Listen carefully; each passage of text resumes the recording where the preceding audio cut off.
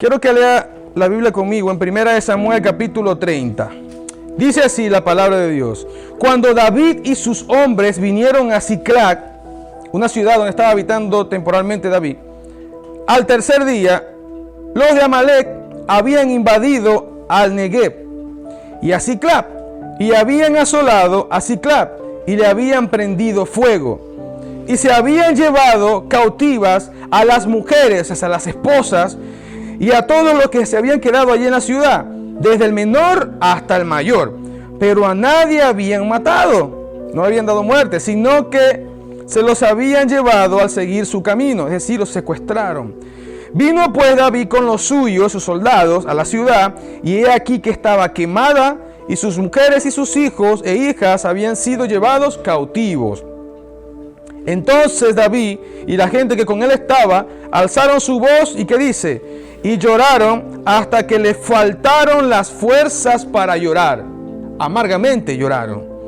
Las dos mujeres de David, Ahinoam y Abigail, la que fue mujer de Nabal, el de Carmel, también fueron cautivas. ¿Y qué dice aquí el 6? Y David se angustió mucho porque el pueblo hablaba de apedrearlo, pues todo el pueblo estaba en amargura de alma, cada uno por sus hijos y por sus hijas, mas David se fortaleció en Jehová su Dios.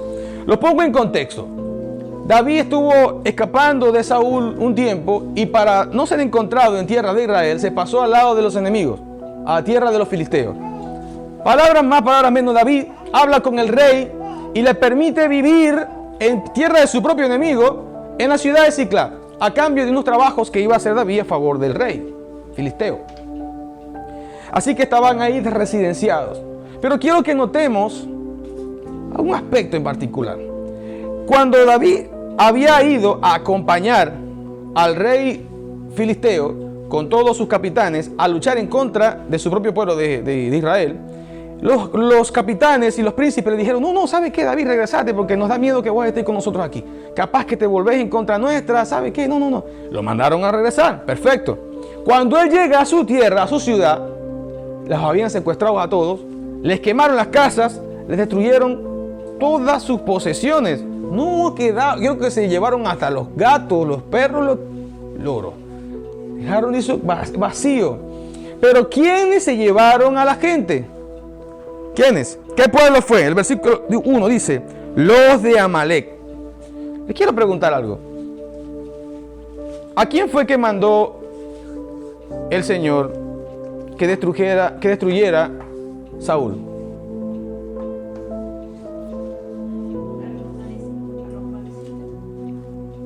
Hay una deuda pendiente de Dios contra ese pueblo. Cuando Israel salió recién de Egipto, uno de los primeros pueblos que se levantaron en contra de Israel fueron los de Amalec. ¿Y saben qué? Dios les prometió, los voy a borrar del mapa. Tengo el versículo por aquí, pero no quiero alargar el tema. Lo puedo colocar después en YouTube. Los voy a borrar del mapa. Así que pasó el tiempo y Dios quiso cumplir su promesa a través de Saúl, primer rey de Israel. Pero Saúl, ya vimos la actitud que tuvo. ¿Qué fue lo que hizo? Dejó vivo al rey y no hizo lo que Dios le dijo. Así que, ¿qué pasó? El mal siguió dando vueltas por allí. Así que ese enemigo de Israel siguió vivo dando vueltas. Y miren lo que es dejar vivo al enemigo.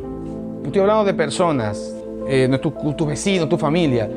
Miren lo que es intentar convivir con el enemigo, con el pecado, con Satanás.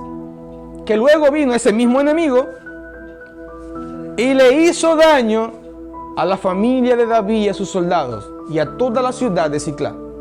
Ese enemigo debió haber sido borrado por mano de Saúl. No debió haber quedado nadie, porque Jehová les dijo, los voy a borrar de la faz de la tierra. Eso está en Éxodo. Pero Saúl no hizo caso.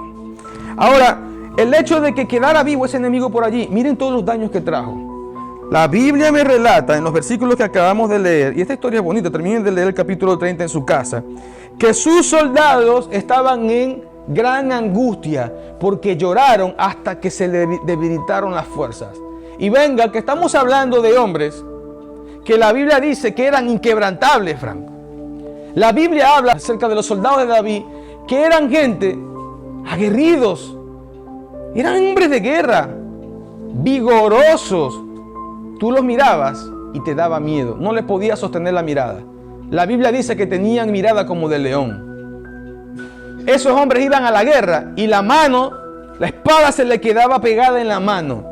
No eran mamitas, como decimos en mi tierra. No eran gente flojos o débiles. Eran hombres duros, acostumbrados a la guerra. Acostumbrados a escuchar llanto, pero al cumplir una orden, tener que eliminar a quien tenga que eliminarse. Esos hombres estaban llorando hasta que se le debilitaron las fuerzas. Miren lo que es el impacto de tener un enemigo y las puertas abiertas y que él entre y haga daño. Entonces, estuve investigando un poco acerca de el término enemigo. Y el término, por ejemplo, hebreo y el griego se refieren como enemigo a aquel que es hostil o que odia. Es decir, alguien que es violento, que no le importa ejercer la fuerza bruta y que además de eso lo hace con odio. Eso es un enemigo. Si nosotros leemos Éxodo capítulo 23, versículo 22, encontramos una palabra que Jehová nos ha dado a nosotros que nos da fuerza. ¿Sabe? Esta palabra estoy seguro que estaba en el espíritu de David para que se cumpliese lo que decía el versículo 6. Pero David se fortaleció en Jehová y tenía toda la familia secuestrada. Éxodo capítulo 23, versículo 22. Dios dice: pero si en verdad oyeres su voz, la voz de Dios, e hicieres todo lo que yo te dijere, seré enemigo de tus enemigos y afligiré a los que te afligeren. Es una gran fortaleza. ¿Saben que Dios está aquí? Hay una gran fortaleza que viene a nuestro ser cuando conocemos a Dios, que se ha levantado pecho para arriba y te dice: si tú escuchas mi palabra, la lees, la pones por obra, practicas el evangelio de tu Señor Jesucristo, yo te prometo que me convertiré en el enemigo de tus enemigos y voy a afligir a los que te aflijan. Por lo tanto, eso nos quita un peso enorme de encima, el saber que no tenemos que ir a buscar venganza nunca en ningún área de nuestras vidas, ni invertir ninguna porción de nuestro tiempo para solucionar algo que nos ha afligido con nuestras fuerzas, porque yo sé ahora que conozco a alguien, Dios, que me ha dicho: tú me buscas, tú me obedeces cuando escuches mi palabra y yo te prometo ser el enemigo de tus enemigos. ¿Quién puede vencer a Dios, Humberto? Es como si tú eres el menor de la casa y te vas y le pasas por enfrente a los que siempre te hacen bullying, pero esta vez vas con tu hermano de 18 años, full de esteroides, musculoso y que mide casi 2 metros, contra tus amiguitos que tienen 10 años, 8 años. ¿Quién se va a meter contigo? Ahí si tú le dices: dímelo pues, dime, ¿por qué no me dices lo que me dijiste ayer? No te lo van a decir. ¿Sabe por qué? Porque ahora tú estás con un gigante que te está acompañando. Dios es ese gigante que se para enfrente de tus enemigos y te defiende. Amén.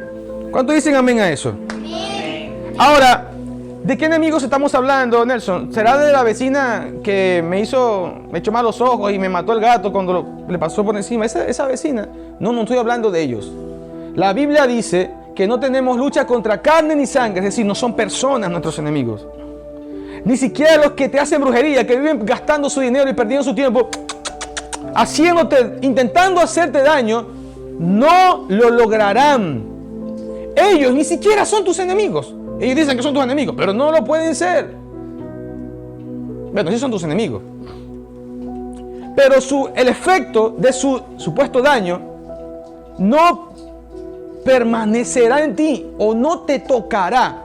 Porque Jehová dijo que Él va a ser el enemigo de esos enemigos. ¿Comprendes lo que estoy diciendo? Ahora, la Biblia me dice en Cantares capítulo 2 versículo 15 acerca de unos enemigos que a veces no son tan visibles. Hay unos enemigos que tú tienes que son silenciosos, calladitos, guardados por ahí. ¿De qué enemigos te estás refiriendo, Nelson? Enemigos que tú estás acostumbrado a convivir con ellos. Te diría un médico, los parásitos de tu vida.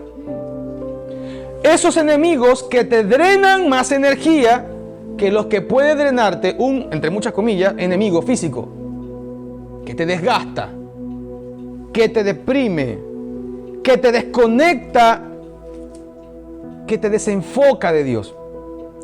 Leamos ese versículo. Dice, cazadnos las zorras pequeñas, y acechan a perder las viñas, porque vuestras viñas están florecidas.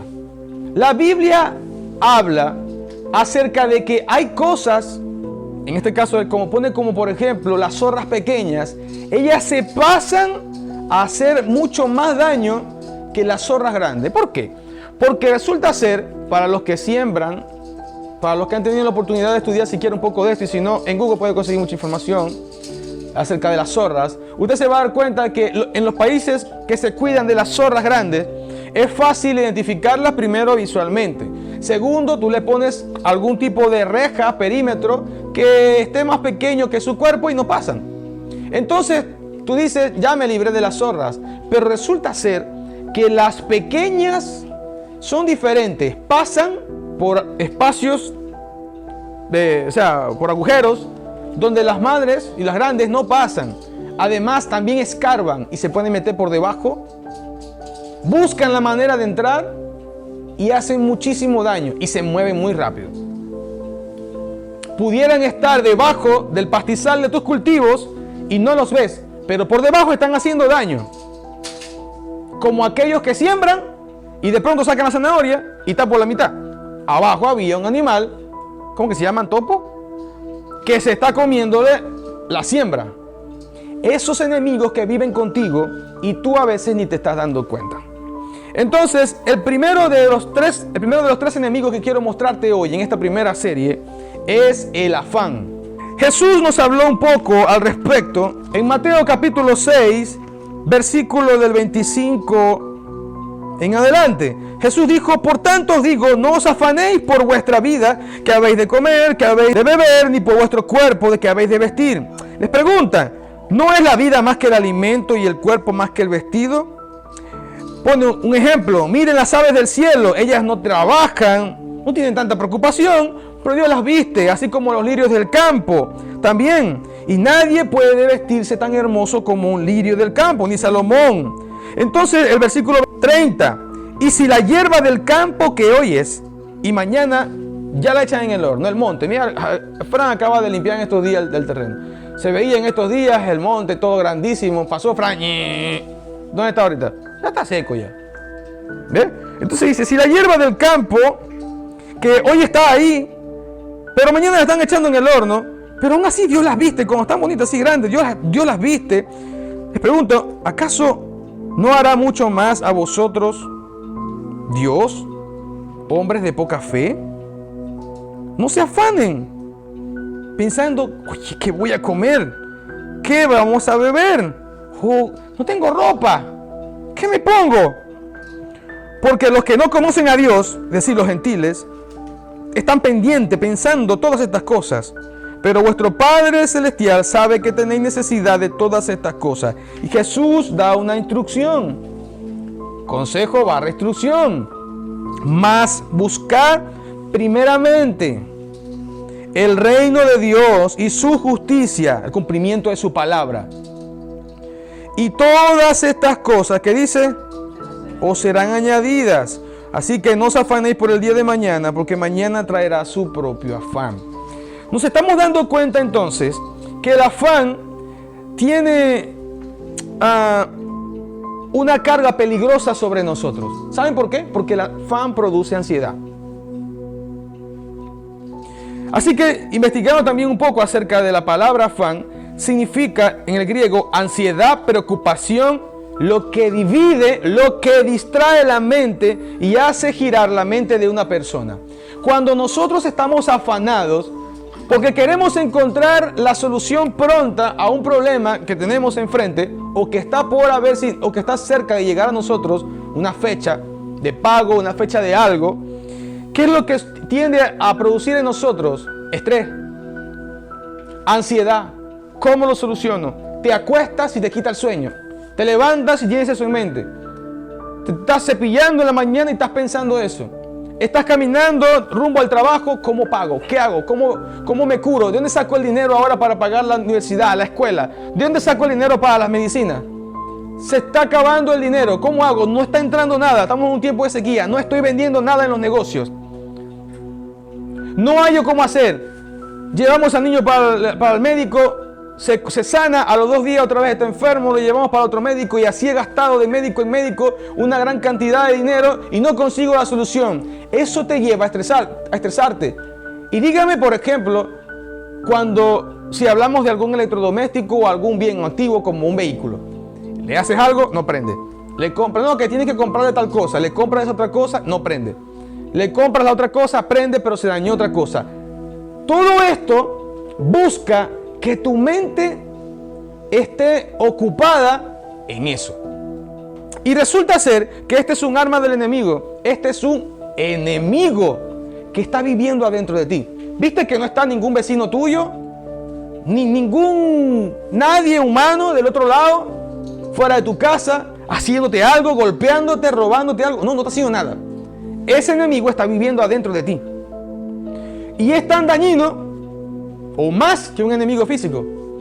Pregúntenle a un doctor o busquen estadísticas acerca de la salud. ¿Cuántas personas no se han muerto por el estrés? ¿Cuántas personas no se lanzaron en mi ciudad, en Maracaibo, del puente por estar angustiados y afanados? Porque no tenían cómo pagar, porque no tenían cómo vivir, porque los estafaron y les robaron todo, porque los dejó la esposa, etcétera, etcétera, porque quebraron. Y allí se lanzaban del puente, la pila 21, ¿qué se llama? La pila 21, ahí está el testigo que él vive por allá. ¿Cuántas personas no terminan quitándose la vida, lamentablemente, porque el afán y la ansiedad los lleva a vivir una vida angustiada, así? No hayan paz. No tienen paz. Se les quita la comida, otros se vuelven anoréxicos, otros más bien engordan hasta explotar, hasta alcanzar muchos kilos. ¿Por qué? Porque Satanás supo aprovechar un pequeño espacio natural, imperceptible en nuestras vidas, a la vista de lo natural de nuestra cotidianidad, para él meter en ti y sembrar un enemigo, un parásito que viva dentro de ti, que te quita la paz.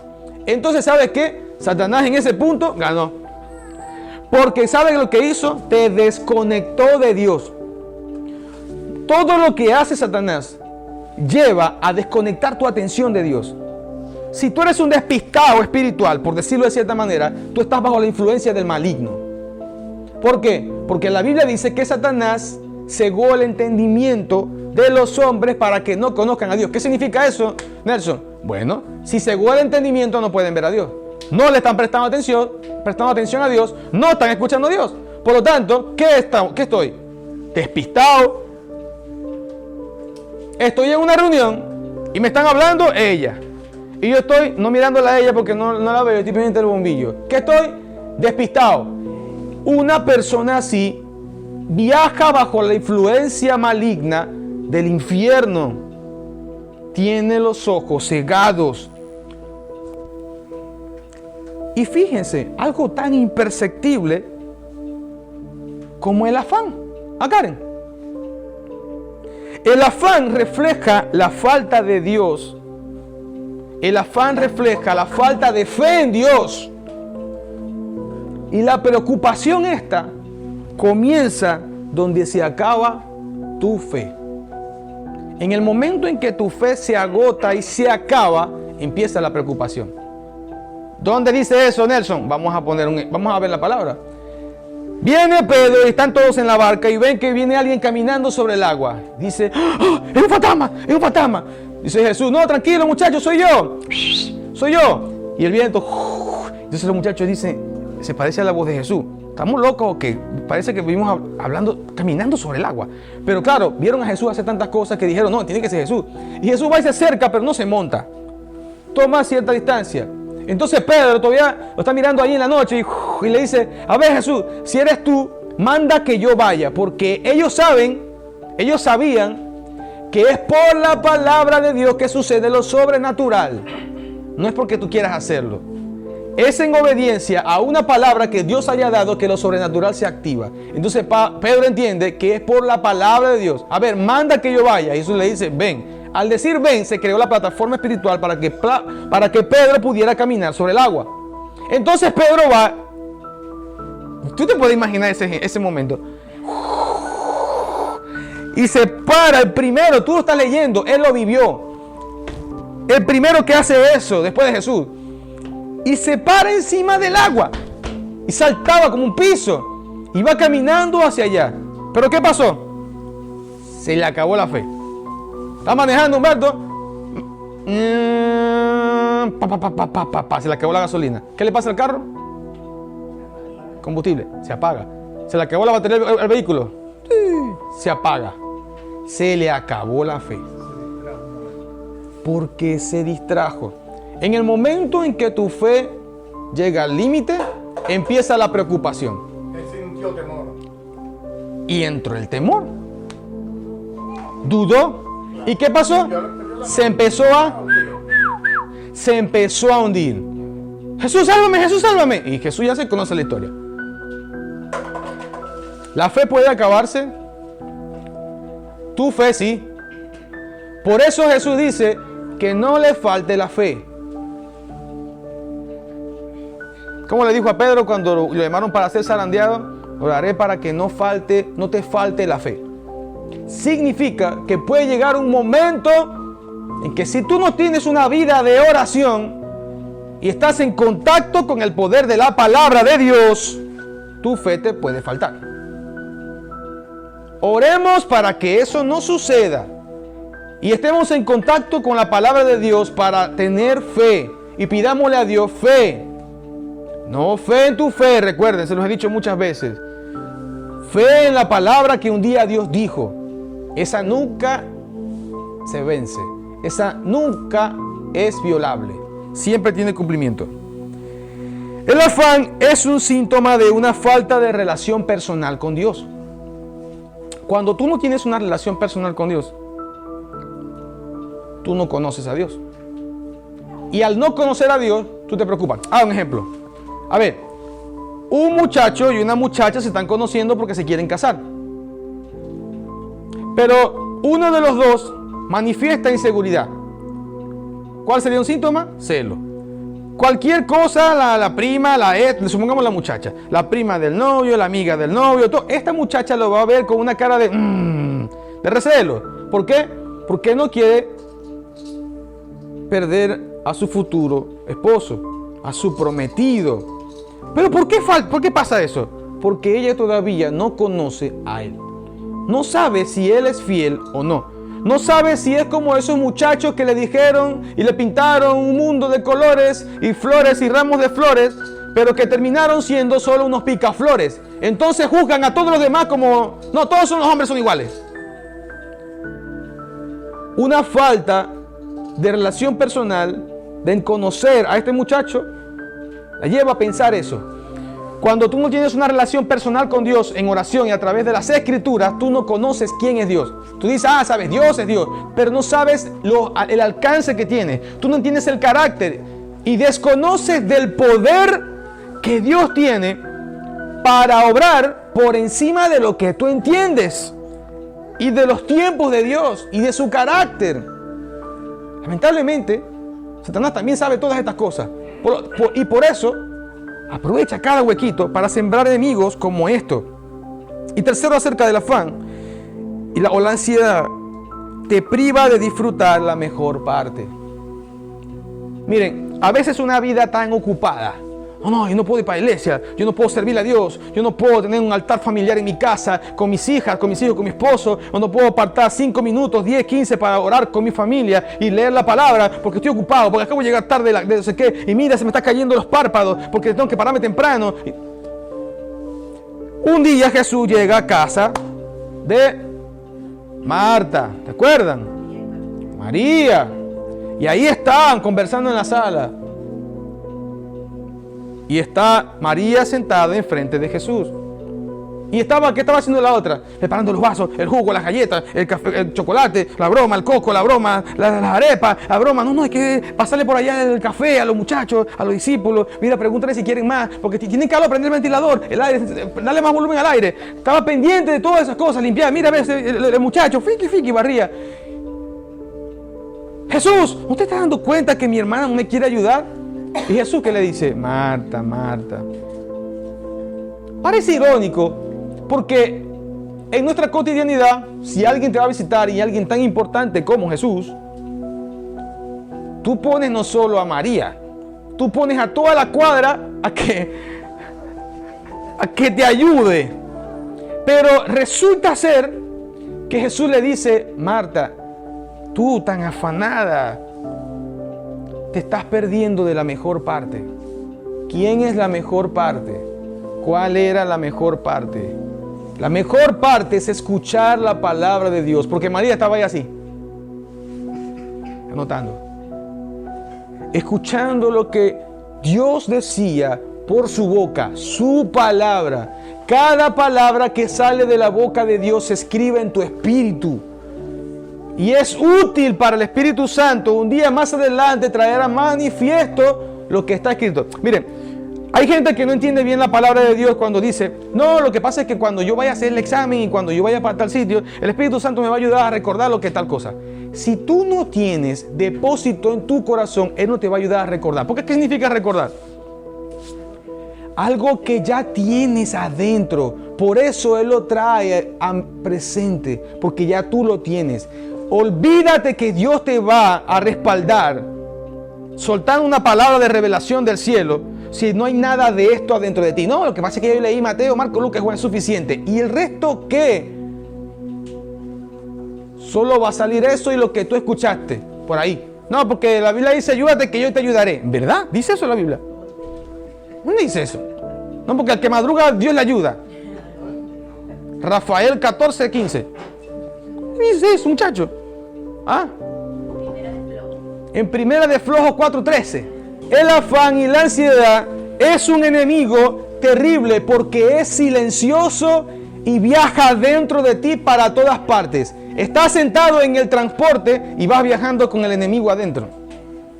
Y tú estás pensando, es que por ahí viene a atacar el diablo. Seguro mi vecina, mi vecino, el brujo de la cuadra, no sé qué. Tú pendiente para afuera, pero resulta ser que el enemigo lo cargabas adentro. Y pensando justamente en esto, y no era, te afanas. Y cumples lo que el diablo quiere que hagas, que dejes de mirar a Dios.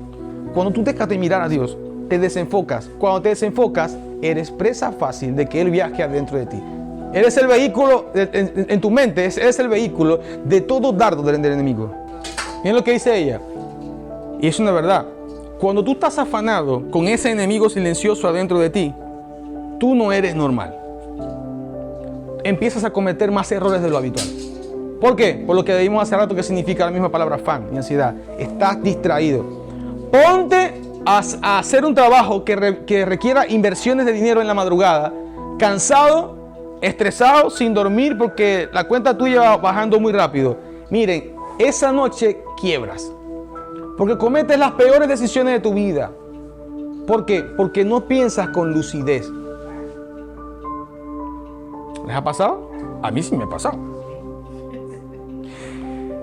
Quiero que le diga a alguien esta noche, díganle, el hecho de que, díganle al vecino suyo, el hecho de que tú sepas que Dios es el enemigo de mis enemigos, me da una certeza de una victoria otorgada.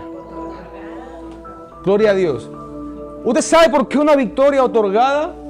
Porque Jesús ya venció todos esos campos de batalla que hoy día están en nuestra mente, pero el enemigo que siembra esos bombitas, esos dardos, esas palabras, ese pensamiento, esa carga que te impone, ya fue vencido en la cruz. La Biblia dice en Colosenses capítulo 2, versículo 15, despojando a los principados y a las potestades, hablando de Jesús, contra el diablo, los exhibió públicamente triunfando sobre ellos en la cruz del Calvario. Jesús exhibió a Satanás y tu enemigo actual, todos tus enemigos, esos enemigos silenciosos, fueron expuestos y vencidos en la cruz. Hay una versión más acercada al original y que me gusta mucho, como dice, ese mismo versículo dice que Dios le quitó el poder a los espíritus que tienen autoridad. Escuchen esta palabra. Dios le quitó el poder a los espíritus que tienen autoridad y por medio de Cristo los humilló delante de todos, al pasearlos como prisioneros en su desfile victorioso. ¡Wow! Piensen en esto. La cruz, para Satanás, a sus tontos ojos, limitados ojos, era su victoria. Para los hombres que estaban alrededor del ministerio de Jesús, era una derrota. Pero para Jesús realmente representaba la verdadera victoria. Porque la palabra de Dios me está diciendo que Cristo en la cruz lo humilló como quien pasea delante de todos los prisioneros, como esclavos. ¿Y saben cómo se paseaban? Les ponía un grillete aquí, con una cadena y el otro allá. Así, Jesús expuso en la cruz la victoria sobre todos sus enemigos. Y resulta ser que esa victoria no solo es de Jesús. Si tú formas parte del cuerpo de Cristo y tú te has arrepentido de tu pecado, tú eres alguien que confesó a Jesús en su corazón. Has creído en tu corazón que Dios lo levantó de los muertos. Bueno, la Biblia me dice que sin meterle muchos requisitos a todo esto, tú eres hijo de Dios. Entonces, alguien ya venció por ti la batalla que tú tienes ahorita. Nelson, pero ¿cómo así? Eso fue hace como 2000 años, yo estoy 2000 años después. Sí, en Dios no existe el tiempo. Tus problemas actuales fueron vencidos por Cristo Jesús en la cruz. Y después, si el Espíritu Santo me permite predicar el por qué decimos que la cruz fue un símbolo de victoria y no de derrota, pues lo haremos. Pero en la cruz se expuso mucho más que lo que usted ha visto en la historia. Y toda gloria a Cristo. El segundo enemigo, ¿saben cuál es? La pereza. ¿Por qué, Nelson, la pereza? Bueno, porque la pereza es otro enemigo silencioso que viaja dentro de ti. Una persona perezosa, en parte, pudiéramos decir, es casi un inútil. Una persona perezosa no sale a trabajar porque estoy cansado de dormir. Una persona perezosa no sale a buscar trabajo porque sale y está nublado y dice, va a llover. Señores, todo lo que estoy diciendo está en la Biblia. Una persona perezosa va a salir a trabajar, va a salir a buscar trabajo y escucha, no, lo que pasa es que, ¿sabe? Hay paro de carritos o hay huelga por no sé dónde. Busca una excusa y dice, no voy a salir porque, ¿sabe? Hay mucho sol, me puedo quemar. La Biblia dice que el perezoso dice, en la plaza hay un león. No puedo salir a buscar trabajo. El perezoso no quiere superarse. O el perezoso quiere superarse, pero nunca da el primer paso. Y resulta ser que esto te lleva a ti a pasar por esta vida desgastando todos los minutos de tu vida sin alcanzar nada para Dios y de lo que Dios quiere para ti. ¿Comprenden? ¿Por qué es un enemigo entonces, Nelson? Porque es un arma que Satanás está utilizando para que tú no disfrutes de las bendiciones que Dios te ha dado. ¿Tú crees que por ser hijo de Dios la comida te va a llegar solamente en tu casa? Dios que una que otra vez lo va a hacer cuando te está Él permitiendo un proceso que está probando tu fe, algo en tu vida, tu fidelidad a Dios. Pero la Biblia dice, el que no trabaje, que no coma. Ay, papá, ¿quién lo está diciendo? La Biblia. El apóstol dijo, el que no trabaje, en Colosenses es, que no coma. No, yo me quiero casar.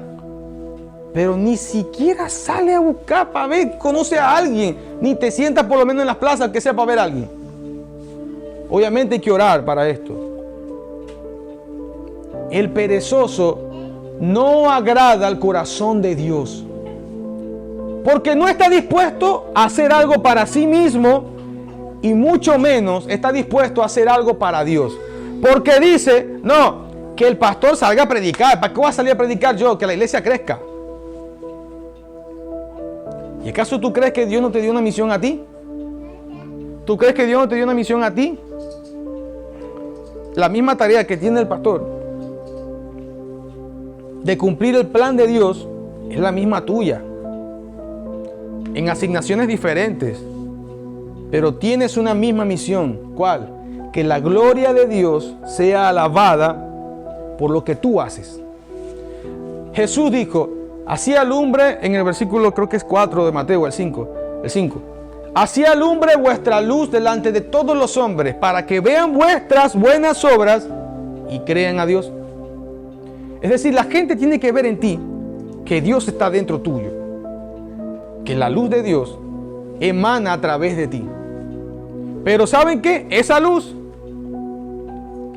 o digamos el reflejo de Cristo, tampoco llega solo.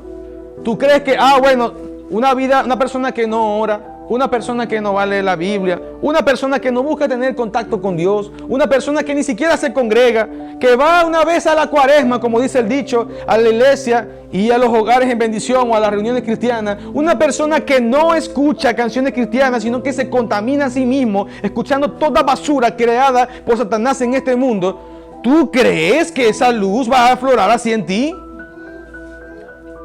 Salvo que seas una persona que tenga alguna discapacidad, ¿sabe? En la mente. La Biblia te considera a esa persona, sí, altamente dependiente de Dios. Algunos dicen pobre de espíritu. Esa persona no puede leer, no puede hacer muchas cosas que tú sí haces para edificarse su fe. Pero tú sí. Gracias a Dios, tus ojos funcionan. Gracias a Dios, tu cerebro asimila aún. Gracias a Dios, tus pies son útiles para llevar un mensaje o para venir a un sitio. Gracias a Dios, tu boca emite todavía sonido. Muchos quisieran hablar para predicar y no pueden, pero tú sí. Pero el que habla tiene pereza de salir. Y el que es mudo quisiera poder hablar para decirle a alguien, aunque sea, Cristo te ama. Cristo me cambió a mí. Ese enemigo, la pereza, te aleja a kilómetros de distancia de tu propósito y de lo que Dios quiere hacer en esta tierra a través de ti. Díganle no a la pereza. Y si eso, yo sé que a todos nos ha invadido eso, porque a mí también me ha invadido en algún momento. Con pereza no quiero decir que en algún momento tú estés cansado y decir, ay, tengo pereza de cocinar hoy. No, en ese momento tu carne está diciendo a grito, muchacha, tírame en la cama para dormir un rato. Métele vitaminas que necesito descansar, adquirir energía, ponerte a hacer ejercicio para multiplicar tu fuerza, energía. No estoy hablando de eso. Estoy hablando de una persona que nunca, o en la mayoría de su tiempo, no quiere hacer nada. Y repito, una persona perezosa no agrada a Dios. Dios no utiliza a la gente perezosa. Busquen en la Biblia y se van a dar cuenta que Dios nunca utilizó un perezoso. Nunca. Todos los hombres llamados por Dios estaban haciendo algo. Elías, Eliseo, Pedro, hermano, los dos hermanos. Todos tenían un oficio. Pablo, así sea Pablo que estaba yendo a perseguir a la iglesia, estaba trabajando. Todos estaban trabajando, haciendo algo. Dios no llama gente perezosa. Entre paréntesis pudiéramos decir gente desocupada. Dios no llama gente flojo. Dios llama gente ocupada porque saben que tienen un corazón puesto también por Dios para hacer. ¿Cuántos de los que están aquí son gente que están dispuestos a hacer lo que Dios quiere que haga? ¿Cuántos de los que están aquí están dispuestos a dar un paso adelante e iniciar una vida de relación con Dios en su casa? ¿Y cuántos de los que están aquí están dispuestos a decir al enemigo: Cristo mora en mí, ya no hay lugar para ti? Gloria a Dios. Aplauda a Cristo si puede. Si tiene manos, hágalo. Y termino con esto. El tercer enemigo silencioso, enemigo de tu alma, es familiarizar a Dios. Eso, ¿cómo así? Tú no nos dijiste todos estos días que hay que buscar una relación con Dios y de alguna manera Él, él, papá, hijo, amigo. Sí. Pero entienda a qué me refiero con esto. Familiarizar a Dios significa llevar a Dios como un concepto en tu vida que lo popularizas quitándole prioridad. Y sabes, esto es desconocer la autoridad de Dios. Por eso, entre otras muchas cosas, el hombre hoy día no fluye en una conversación directa con Dios. Porque tenemos una mala costumbre, Enrique. Cuando tú admiras a alguien, te gustaría, no te importa pasar altas cantidades de tiempo escuchándolo. Así no entiendas nada, tú quieres estar ahí. A tu artista favorito, quieres pasar mucho rato escuchándolo, que terminó el álbum, hijo, volvió a repetir. Tú quieres escucharlo. ¿Por qué? Porque quieres invertir tiempo con esa persona. Pero si tu artista favorito o tu personaje favorito que tú quieres escuchar por mucho tiempo, ahora vive en tu casa. Y no sale de tu casa, o sea, ahora conversan, comen juntos, salen, no sé qué. Tú te familiarizas con él.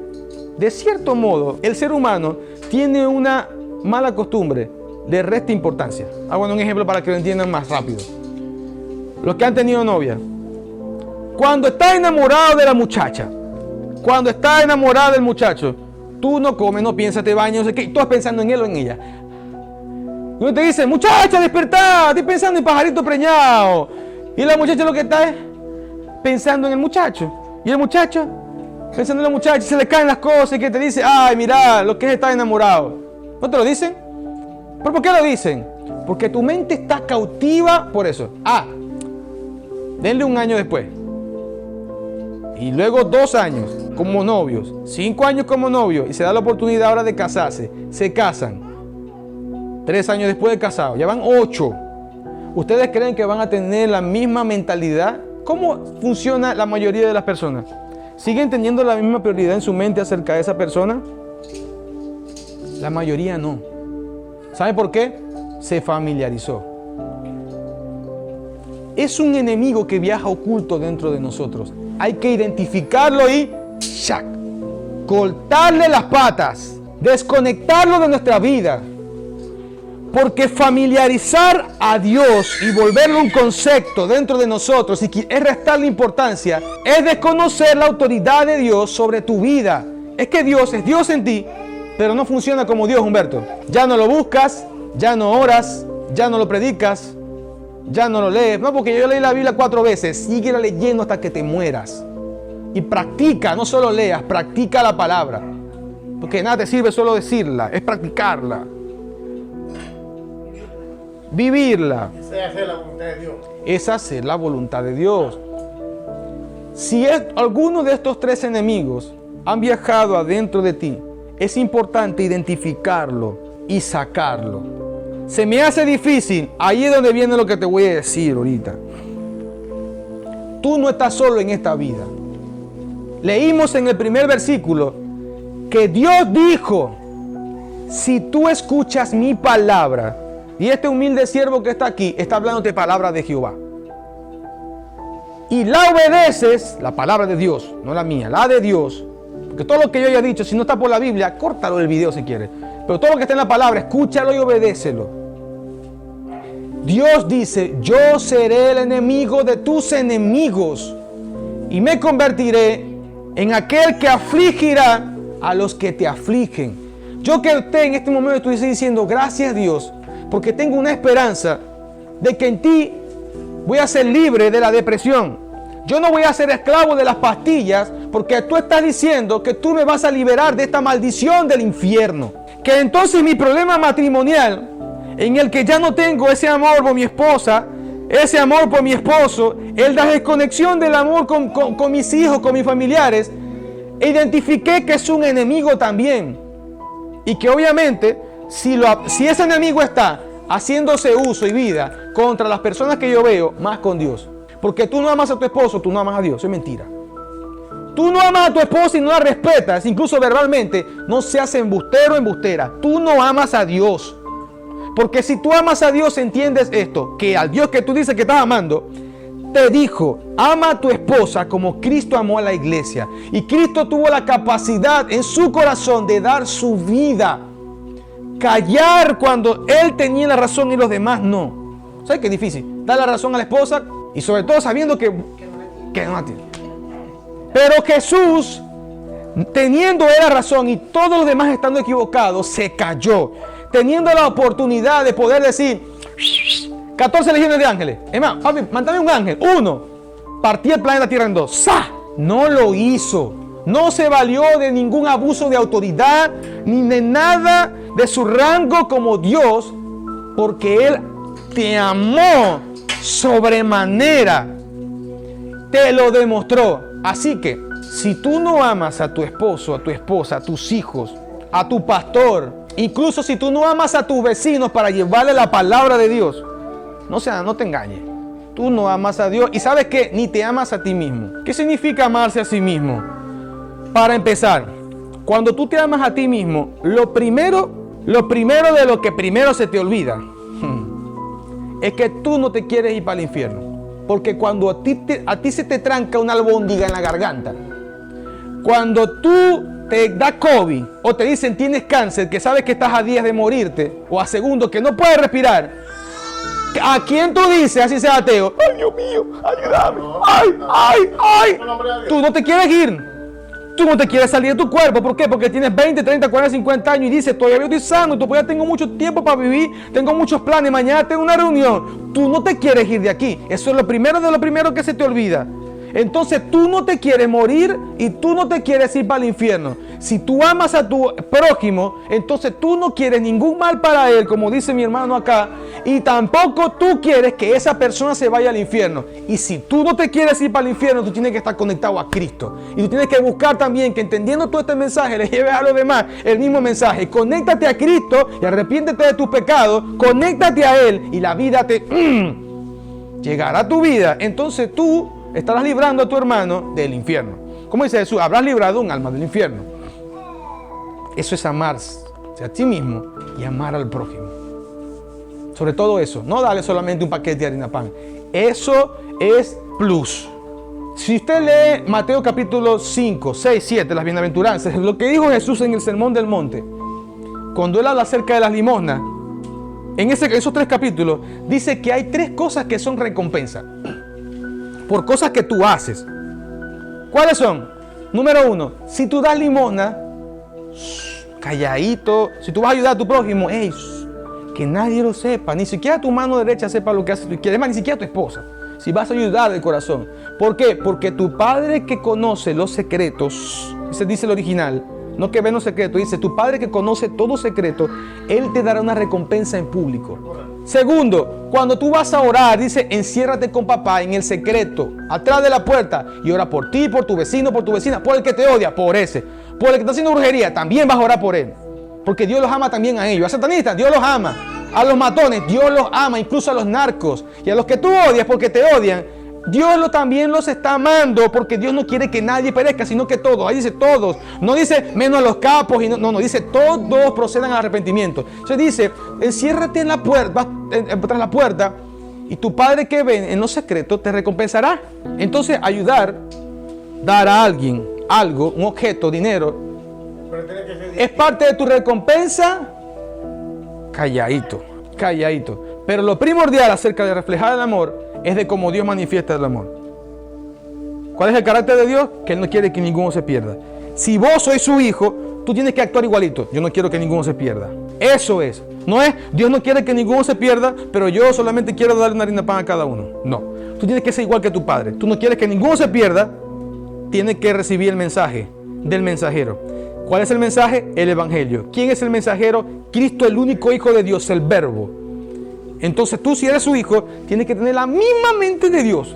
Es lo mismo que el Padre, lo mismo tú. Cristo es el mensaje de Dios, el único camino que nos lleva a Dios. Jesús fue anunciado desde el pasado. Mire, hasta cuando el profeta dijo que la palabra de Dios, cuando Dios la dice, no se devuelve vacía, sino que va y hace aquello para lo cual fue enviado. Bueno, ¿quién es la palabra? Juan capítulo 1, versículo 1. Cristo es el verbo. ¿Qué es el verbo? La palabra. Cristo es la palabra. Entonces, lo que el profeta estaba diciendo es que cuando el Padre envía la palabra, el Padre mandó a Jesús. Y Jesús no regresa al Padre hasta que no haga lo que el Padre lo fue a mandar. Y Jesús cumplió. Y todavía lo cumple. Cierro con esto. Para la respuesta de Dios y la creación de lo sobrenatural, dijo un hermano y me gustó, me impactó lo que dijo. Así que yo se lo regalo a ustedes. Solo existen dos ingredientes. Anótalo porque eso es revelación. Solo existen dos ingredientes. El mensaje y el poder que ejecuta el mensaje. El mensaje yo lo tengo. Y el poder que ejecuta el mensaje también lo tengo aquí adentro. El Espíritu Santo. Porque las únicas dos cosas que siempre estuvieron presentes desde antes de las cosas. Génesis capítulo 1, versículo 1, dice que en el principio el Espíritu de Dios, por el cual se manifiesta el poder de Dios, dice, se movía sobre la faz de las aguas. Y resulta ser que el Espíritu Santo, para activar su poder, solamente necesita un mensaje, una información. ¿Cuál es? Sea hecho. Y el Espíritu Santo, ¡guau!, creó los cielos. Sea la separación entre las aguas de los mares y de los cielos. El Padre lo dijo. ¡Buah! Cuando Dios te dice algo, cuando el Padre dice algo, la palabra, ¿quién es la palabra? Jesús. Inmediatamente aparece Jesús para asegurarse de que se cumpla. Y aparece nuevamente ahí mismo el Espíritu Santo y manifiesta lo que el Padre dijo. Porque Cristo es la palabra. Así que cierro con lo que empecé. Dios te dice, a estos tres enemigos, por lo menos los que estudiamos hoy, la semana que viene estudiaremos otros más, si el Espíritu Santo lo permite. Estos tres enemigos están hoy y te están dañando, te están asediando, ya lo has identificado. Tienes a alguien que te ha dicho que si tú escuchas mi palabra y la obedeces, por favor, pónganle mayúsculas a la condición. Tienes que escuchar la palabra y obedecerla. Entonces Jehová se convierte desde hoy en el enemigo de tus enemigos y en aquel que aflige a los que te afligen. Gloria a Dios. Profetizo para tu vida que el poder de Dios romperá todas aquellas cadenas y ataduras que hoy identificaste y que ahorita vamos a colocar en oración delante de Dios. Tu fe en la palabra que has escuchado provocará que el poder de Dios manifieste una liberación y un rompimiento en ti. Amén. Es que si tú no lo crees, no se va a manifestar. Acuérdense esto. Jesús solamente sanó a los que creyeron el mensaje.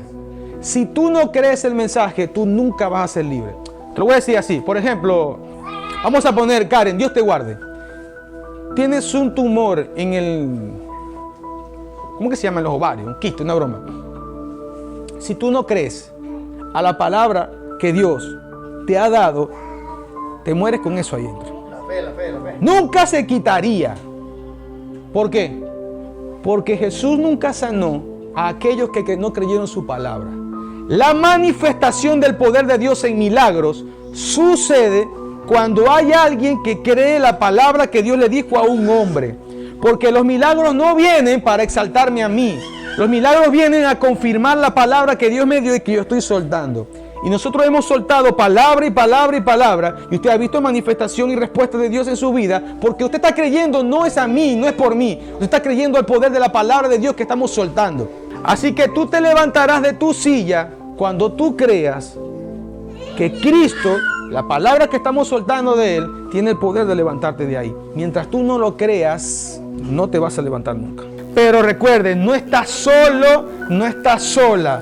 Jehová es el enemigo de tus enemigos. Amén. Gloria a Dios. Un aplauso al Señor.